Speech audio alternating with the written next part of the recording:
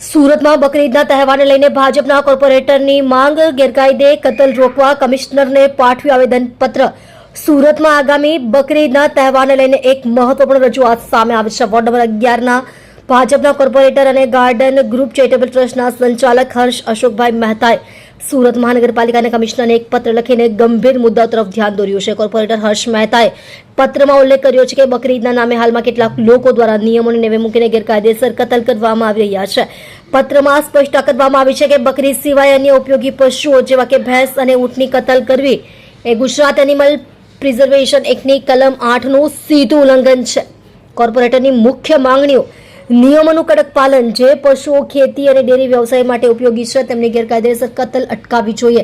સર્ટિફિકેટની ચકાસણી, કોઈપણ પશુની કતલ કરતા પહેલા વેટરનરી અધિકારી અને મ્યુનિસિપલ શેલ્ટર ઓથોરિટી દ્વારા પ્રમાણપત્ર લેવું અનિવાર્ય છે, જેનું પાલન થતું નથી।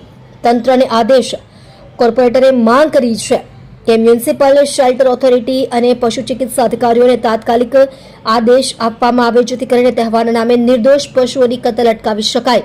આ રજૂઆતનો મુખ્ય હેતુ શહેરમાં કાયદો અને વ્યવસ્થા જળવાઈ રહે અને શાંતિપૂર્ણ રીતે તહેવારની ઉજવણી થાય તેવો છે।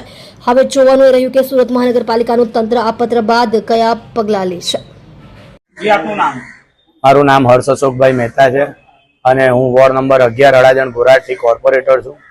આજરોજ સુરત મહાનગરપાલિકા મ્યુનિસિપલ કમિશનર શ્રીને સમસ્ત જૈન સમાજ તેમજ જૈન સમાજના ચૂંટાયેલા નવા કોર્પોરેટરો દ્વારા આજરોજ અમે કમિશનર શ્રીને આવેદન બકરીદ નિમિત્તે આવેદનપત્ર આપવામાં આવ્યા છે અને એ આવેદનની અંદર અમે એ દર્શાવ્યું છે કે બકરીદ નિમિત્તે બકરા સિવાય અન્ય જે જીવ પશુઓ છે, જેવા કે પાડા છે, ભેંસ છે અને ગૌ માતા છે, એવા પ્રાણીઓની કતલ નહીં થાય એવી બાબતને પૂરતું ધ્યાન રાખવું। એટલે કે કાયદા અને વ્યવસ્થાને ઉપરવટ નહીં જઈને અન્ય પ્રાણીઓની કતલ નહીં થાય એ બાબતનું અચૂક ધ્યાન રાખવું।